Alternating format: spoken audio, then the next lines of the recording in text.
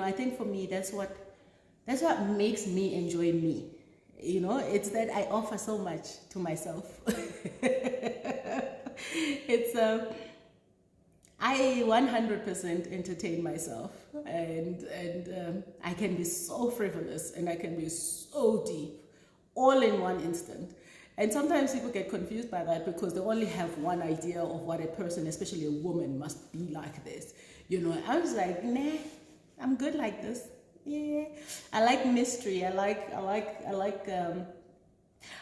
just love being who I am, because there's nothing I do that I put on. There's nothing that I am that every day I need to remember that I was that person yesterday. What you see is what you get, and ask anyone I live with, anyone I work with, anyone who's interacted with me, I'm exactly the same person. I carry exactly the same energy.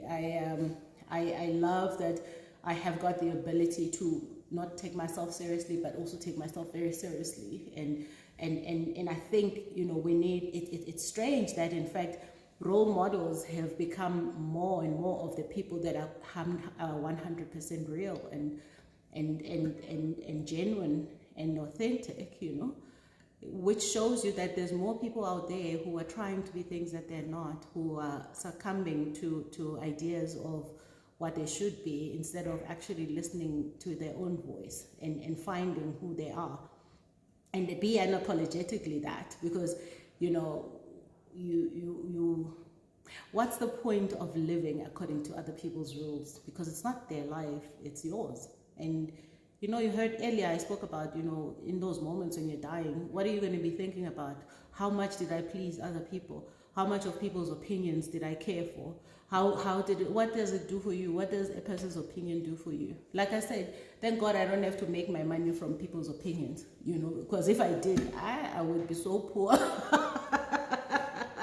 I'd be dead poor. Because I don't care.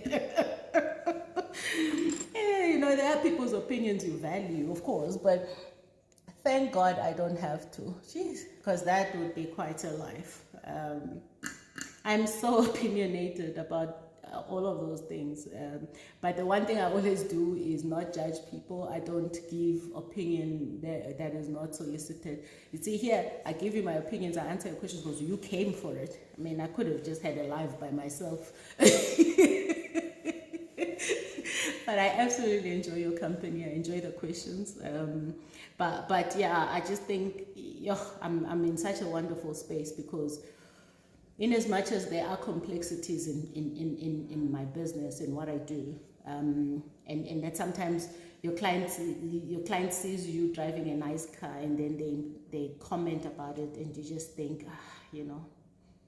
I really wish they didn't have to do that. And you worry about that next contract, because if you are driving a nice car, clearly they've made you rich. And it's a mentality that I really wish South Africans in particular, because I can only talk about South Africans, especially mentality towards black businesses, black business owned entities or black business people. This idea that your client has made you rich, and therefore, if I tell you where my money comes from, it's not just from my primary business. That's why I told you guys, Lena, I can't have just one thing, because that one thing, my client can see me tomorrow driving my nice car, and then they feel otherwise, they stop giving me business. Then what? I can't live my life like that. So I just try and make sure that I have things that don't depend on people's opinions of me. And in fact, the people who value my opinion pay me for my opinion. I don't know how I got to this point, but it feels like I want to camp over here. But yeah, I've had a great time with you. Time always flies by so quickly, in fact. And I'm pretty sure there's questions I won't be able to get to, but let me see, since I'm still here. Yeah. I just think that the sadness of South Africa is that, and as a black woman in South Africa, I can tell you, some of the things that I have to battle are things that I'm just like, how did I become part of a war that I never signed up for? But by virtue of being a black woman, you sign up for it. People think everything lands on your lap. But I make a very simple example. If everything was landing on my lap, I would be a multi-billionaire. If we talk about, let's just talk about in my primary business. Let's just assume, and I mean, we use this system called Coupa. Anyone who's familiar with it. In Coupa, there's no, not Coupa, Ariba. There's this, it shows you that in your category, so let's say you are onboarded at whatever client, whatever corporate you're working with, and the category, for example, is professional services. So I run a project management firm, and we offer professional services. That category itself says, it shows you people in your category have spent, so the clients in your category have spent 9 million, okay, let me not pull a zoomer, just give me a moment.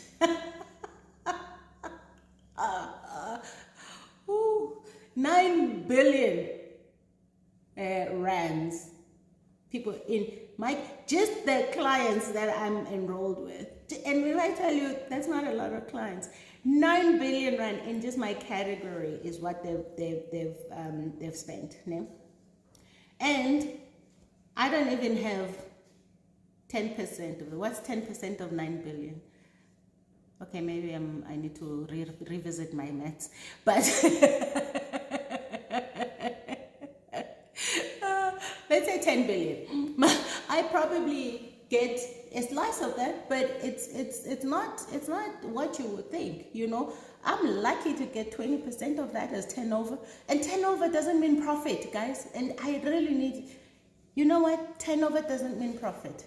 And I have my issues with I'm a 100% black female-owned business, but I have to comply to BEE, like a company that turns over 200 billion. So I have my issues in business. So when people say, oh, I want to go and start a business, I'm like, why? I'm venting. I'm like, why? Okay. So I have issues, and I never go on the negative and be like, oh, because I'm a black woman, this is happening. No, but there's realities that hit me in the face, and I'm like, I didn't see that one coming, you know. But I've had great support from my clients as well. Black clients, in fact. You know, someone was saying this the other day, how black people don't support others. I'm just like, actually, guys, let's also not generalize. Because I have amazing clients who are black who have supported my business. In fact, one of my original clients, no, 900,000. I know, what kind of math is that?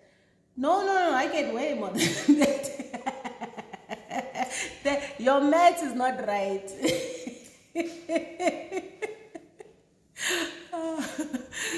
Anyway, 10%. I think I was referring to 10% of 10 billion. But you know, which is quite easy. So the point is that, you know, whatever sphere you go into, there are people who are going to support you and there are people who are not going to support you. That's just you know, that's just how it is. So you're just going to have to deal with that. And this idea that because you turn over a certain amount, therefore you are rich. People, there's expenses. There's okay, guys, please stop, because your math is so wrong and so off.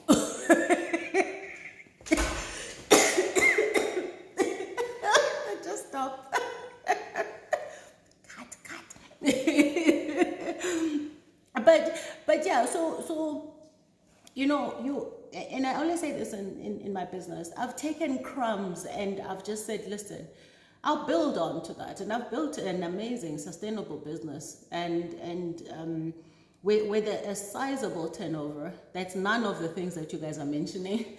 That's small change.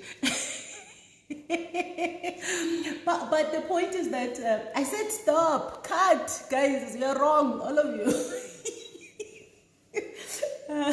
Okay, that's good fun. All right, so I just think that when you go into business, you must understand what your story is and what's anchoring you. And when one thing doesn't work out, what else have you got going? And the one thing I'll give to entrepreneurs, one advice, completely unsolicited, is that work on that one thing that will be able to help you spin off other opportunities. So, I mean, I've had a question before, even on one of my mentorship sessions, where somebody's like, I'm doing so many things, which one must I focus on? Focus on the one that you stand the most success and you can churn cash out of it. So business is about generating cash so that you keep the business going, you create jobs, you can pay your rent, you can pay taxes, you can pay, you name it, you can pay it. And then at the end of it all, where that little bit that you have left as profit is what comes to you as a shareholder. So if you're not generating cash, you don't have the ability to create anything sustainable. You can't even spin off anything from your primary. So please just focus on building something that will generate the most cash for you. And then, this is not a conversation about purpose and vision. This is just a conversation about business and the aim of business. Because the vision for me was create jobs, but I can't create jobs if I don't have the cash to create jobs. So generate the business, the cash, right? And then you can spin off other things from it. Because in a world like ours, if my business doesn't work out for whatever reason, and then people lose jobs, those people, for me, I worry more about those people than I worry about myself. Because I've just I've been at this thing since I was 23, guys. So I'm just like, if this one doesn't work, that one must keep paying. That one must keep paying. That must keep paying. Because then, my choice is taken away. So I always worry more when clients, have a reaction towards you because of what you've been able to build. I worry about the people that would lose their jobs if my business doesn't work out. Because ultimately, I can sacrifice all that I can, but you can't keep sustaining a business that is not sustainable. So I've been incredibly fortunate to have clients that support me. Doesn't matter where they've come from. My biggest supporters have actually not been what people expect. I've been supported by Black clients, Indian clients, white clients. And I think it does go down to who I am as a person and who they are as people. And also what my company continues to do. Because the Amanda card only just opens the door. What you do when you're inside there and what your people do when they're inside there is a complete different ball game. So I've said a lot about business. You didn't ask me, but I'm just telling you the realities of it. Oh my gosh, this looks amazing. I must show you because I'm so happy with it. Okay. Have you got questions? Yo, I see there's a lot of questions.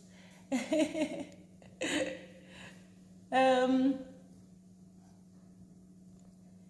let me take questions that I haven't. Go to scripture. I don't have one. A black text, I've dealt with that on my mentorship session on Vastly Sage. So if you can please watch that. Mandisa says, what's my undergraduate qualification and how much impact does it have on your success? So I love that question because I love when I see the look on people's faces when I tell them what I studied and where I am. Because they can't compete. I studied social sciences. My undergrad is a BA in sociology and social anthropology. Now, how did I get into IT? Read, baked, and pay. Let me show you. Oh my gosh. Look how gorgeous this is. Honestly, hey? How stunning is it? It smells amazing. It is so beautiful. I am proud. And this is my cottage pie, guys. There's Yeah, it looks amazing. It's even sizzling on the sides. It looks so good. Let me show you again because I like it. Eee. Look at that. Look at that sizzle. Oh, it looks so beautiful. And I'll just keep it out and let it cool down a bit for the kids to enjoy. And I'm going to get some fresh parsley from the garden and then just chop it. And chop it up on it before I serve. Yeah, no, my qualification is a BA, Bachelor of Arts in Social Sciences, Sociology and Social Anthropology. And I was one of those poor cousins at Wits. You know, when you studied BA, the children who did BCom and BSc, and they used to look down upon us. We were always seen as these not so bright, not so not so rich, because no company sponsored our education, whereas the BCom students and BSc students always had literally corporates begging them to take their monies. I mean, my husband studied BCom. He did BCom in investments, and one of the things he had so much choice. Like, okay, well, I didn't know him at varsity. I would just see him, but you know, when he tells me about his varsity experience, I had to queue every single morning just to get a student loan from NSFAS. I had to queue every day for 6 months. There were no corporates paying for BA degrees, not that I know of, and most of us didn't have that opportunity. They were all looking for engineering students, science students, maths, you name it. And my husband had so many. Those kids, like that, those people who used to just choose, they have to choose between that or that or that. When he was done studying, he was sent to live in the Netherlands for a couple of months, all expenses paid, part of this. I was like, yes, some people's lives, you grew up with cheese, you study with cheese, you're just cheese, Jay, everywhere. I was just like, wow, I chose well. Cheese meets, I'll tell you another time. But yeah, that's what I studied. But how does it help me in my career? I actually chose to study that because that's really what I wanted. I wanted to study society. I wanted to understand society. I graduated from Wits in 99, and I wanted to understand how society hangs together, how a culture is formed, what's the evolution of cultures, what's the evolution of society, who does what and why do they do it. So obviously I was trying to answer my own questions, and it was a really hard. I had many hard questions to answer for myself. But listen, I also studied psychology. I had a minor in psychology. I did English. I did drama and film. I did international relations, and yeah. So, but that for me grounded me because I understand how to work with people. I understand how society hangs together. I understand how human beings think, based on my studies, of course, and my life experience. I think the studies just give you the theoretical view of it, but it's the life experience that you therefore have after that. I actually wanted to say brown bread. Timna, I completely wanted to say brown bread, but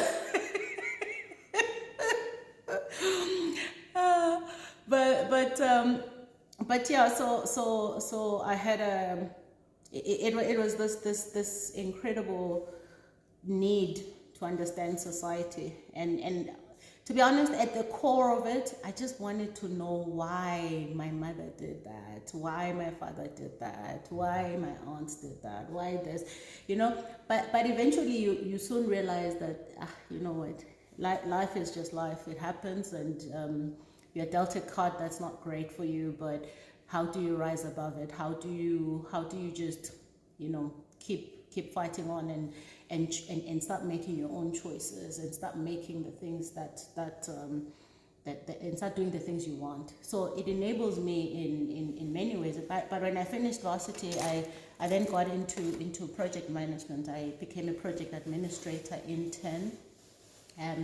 I value my interns so much. I take in graduates every year and interns, and I see myself in them. You know, that hope that I could be.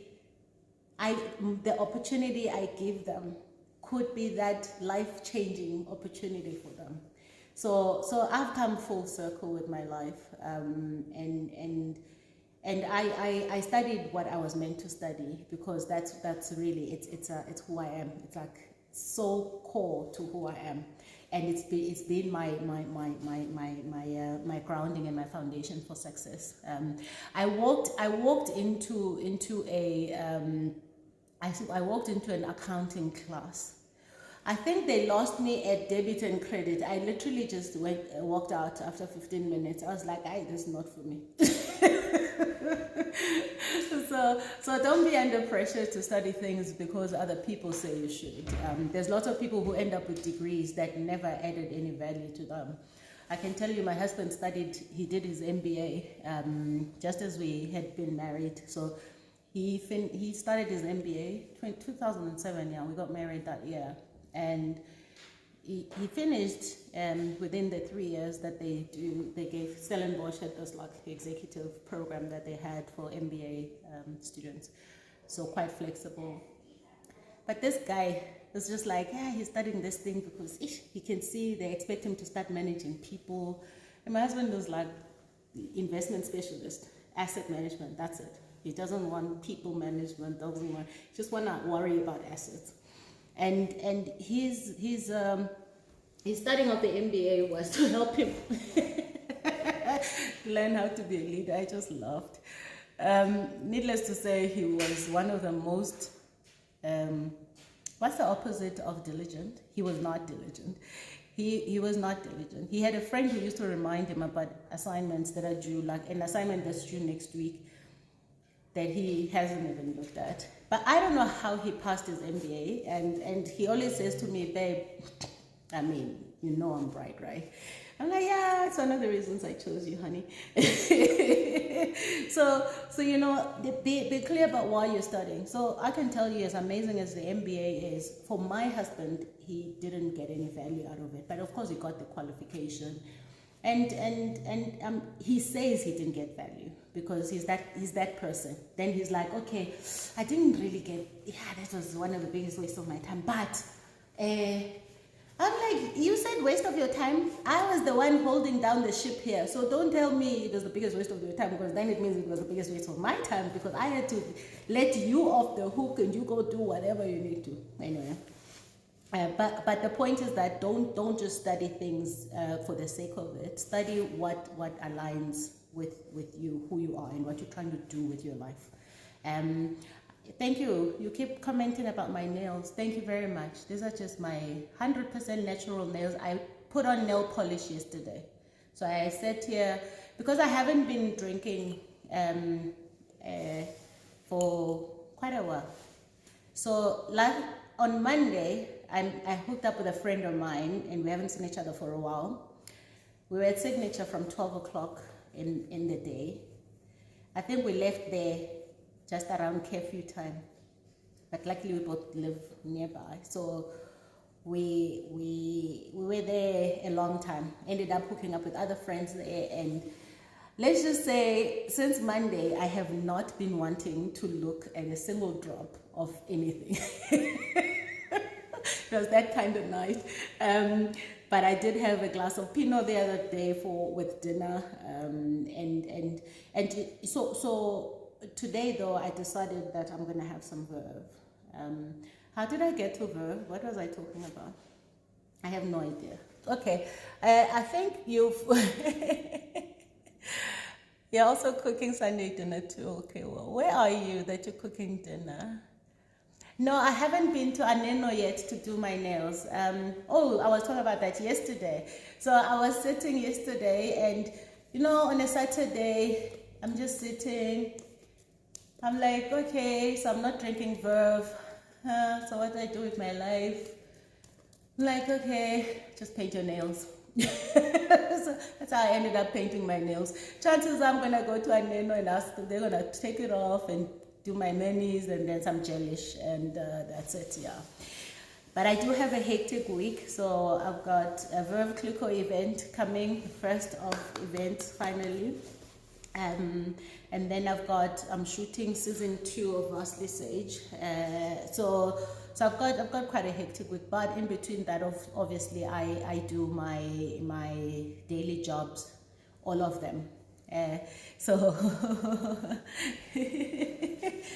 Noxie says, thank you so much, Amanda, for the studying advice. Now I'm even more confused, and you're making so much sense. You have an amazing aura. Thank you. Oh, hello. Oh, of course. You're in the UK. Yeah, you do value Sunday roast. No, I don't want to end the video. Sorry. All right, guys. I think let's leave it there. Let me take one more question, and then I can leave it there. Okay, some of these questions I've answered.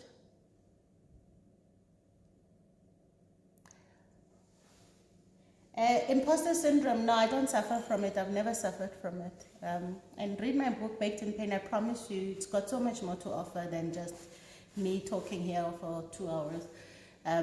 But I've never suffered from imposter syndrome. In fact, you must also watch that podcast I did with Mpumi Litwaba, which I really enjoyed. And I think when you know who you are, when you know where you've come from and what it has taken for you to get to where you are, imposter syndrome, I start to be like, yo, man, I deserve these things, Shane. I deserve them. I've worked hard. I have done it all. I deserve them. So there's nothing I think I don't deserve. Every opportunity I get, in fact, opportunities that I don't get, I'm like, oh, don't they know? Which, by the way, is very rare. I go, the things that I have set my mind on, I go and I get them. And sometimes you want something and it doesn't work out the way you hoped it would, but it's not a loss for me. I'm a big believer in that. If something doesn't work out the way I want it, it simply means, it's not the one I should be focusing on. So I don't really have that at all. I've worked for everything I have. I have a deep appreciation of where I've come from and what it has taken for me to be here. So imposter, hi, Shem, no, not at all. So yeah, I'm done cooking now. My apron is off. And yeah, but I think do look into all of the content I've also posted on Vastly Sage YouTube channel. Just subscribe. I have a lot of subscribers. Well, I have a lot of people who watch the content, but they don't subscribe. And the truth is that you miss out on the things I post if you don't subscribe. So just subscribe and turn on the notifications. It doesn't cost you anything. So it's just you subscribe and turn on the notification so that when I post other things, because I don't always announce what I'm going to post today. So because I'm not accessible one-on-one for mentorship, and there's a lot of questions there around mentorship, I do use that platform as a mentorship platform. And I hope that in some shape or form, it continues to help a lot of people as it has. So thank you so much. It's been absolutely wonderful to be with you, and I appreciate your comments. I appreciate your questions, and I really just want to say that. And if there's there's a lot of questions I haven't gotten to, guys. But let me see. What time is it? Okay. No. I'll just see if there's one I have to deal with now. Okay,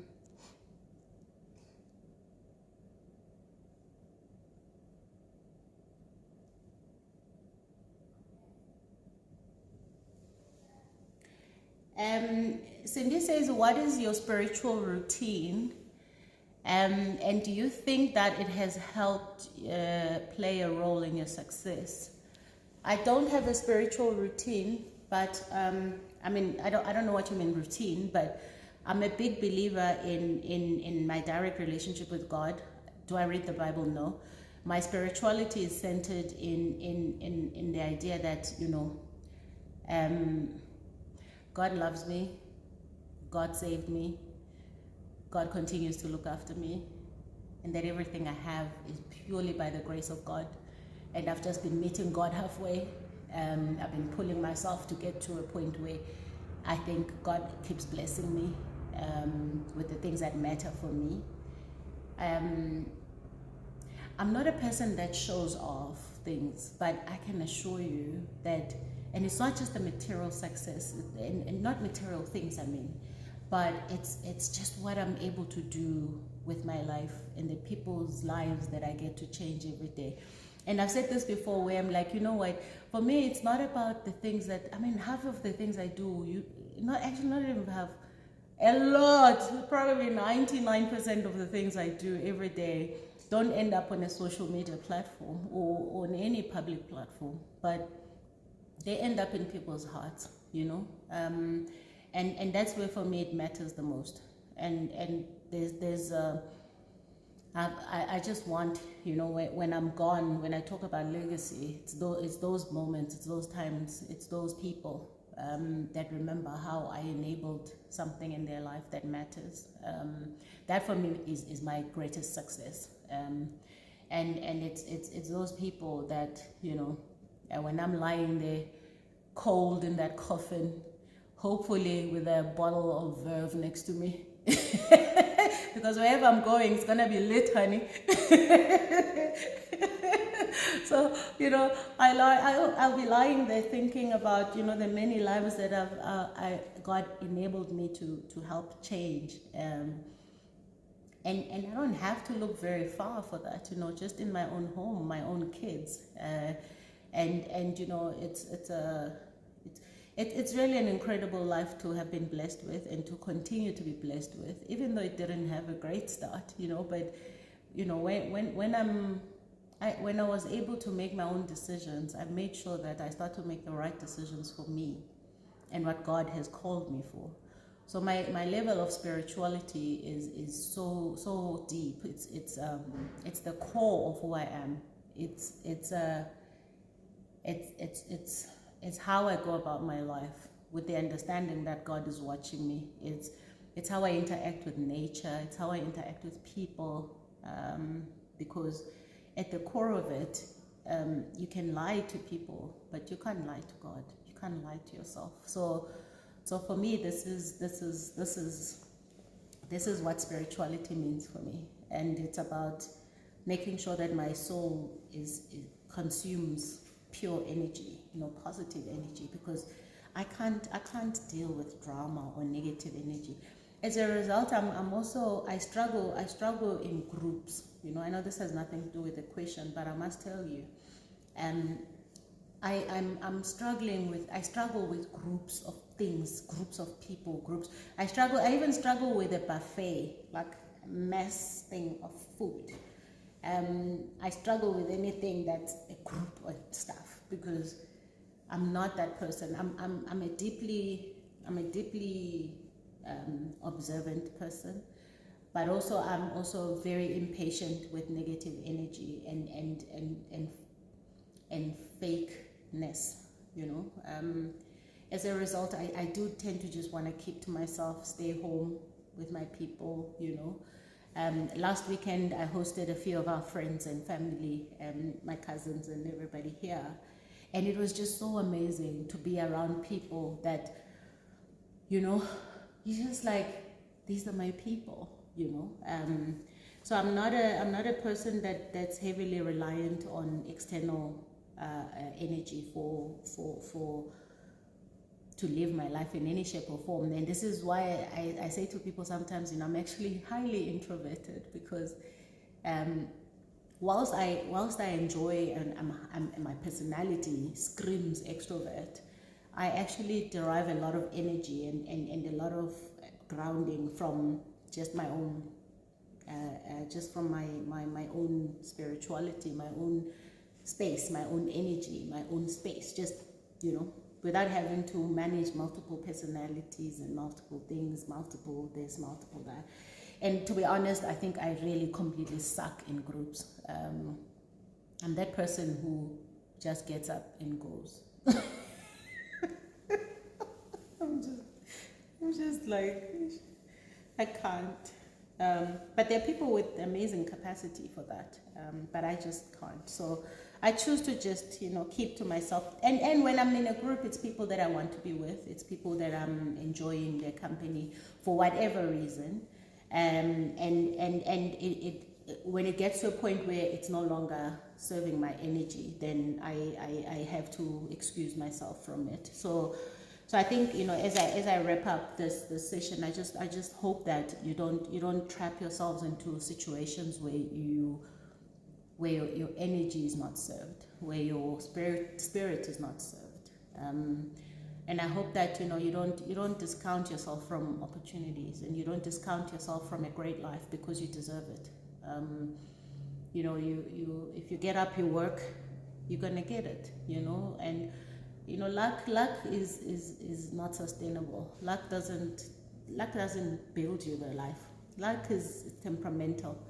So you can't rely on luck. Rely on your own drive. Rely on your own spirituality, your faith, whatever you believe in. Whatever you believe is your reason for existence. Rely on that. You know, and without a doubt, you know, if you don't discount yourself, don't hold yourself back, because maybe people already did that. So why are you doing it to yourself? You know. Yeah, and I think I've preached enough for today. But thank you so much. I appreciate it. Thank you for your comments. I 100% appreciate you. I appreciate you dialing in. I hope you have a wonderful Sunday and a great week ahead. And don't be shy. Go for it. Go for everything, you know. Dance if you want to dance. Jump if you want to jump. Do what you want to do. Don't let people control you so much that even when you're an adult and you're able to choose your own life, you're still counting on their opinions. Solicit what opinion you need, but just understand that you don't need opinions to live a great life, you know. And you don't need mentors to do that either. It's great to have them because then you can bounce things off of them. But ultimately, you have to live your own life. You have to just go ahead and live it and make the mistakes. Don't be afraid to make the mistakes. And how will you ever grow if you don't make those mistakes? You know, how will you ever get to know yourself if you don't go out there and live and try those things? You know. So I just want to say thank you so much, and I hope I've helped you. It was great to hang out with you. So try the cottage pie and add your own, you know, spin to it, whatever your spin is. And bless you, bless you, bless you, bless you. I will upload this on my YouTube channel, Vastly Sage. So please go ahead and watch it there, comment there. I can also engage with you there some more, because here I can't read all the comments because then I'm cooking, then I'm, you know, answering questions at the same time. But I will do my best to engage with you there. And if there are questions I didn't get to answer here, I will 100% answer them on the channel when I've uploaded this video. So thank you so much. So remember to subscribe Vastly Sage on YouTube and turn on notifications so that you can get some more content. I'm not going to save this on Instagram, but I'm going to upload it onto my YouTube channel, which is Vastly Sage, and you can watch it there as well. At any time, you can go back to it multiple times. Thank you so much, guys. Take care and a happy week ahead.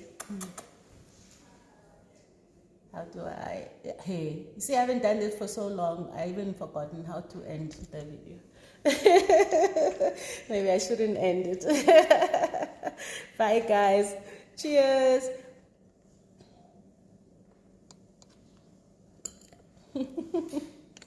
Thank you. Lunch is ready. Bye. Yes, please go subscribe. Bye.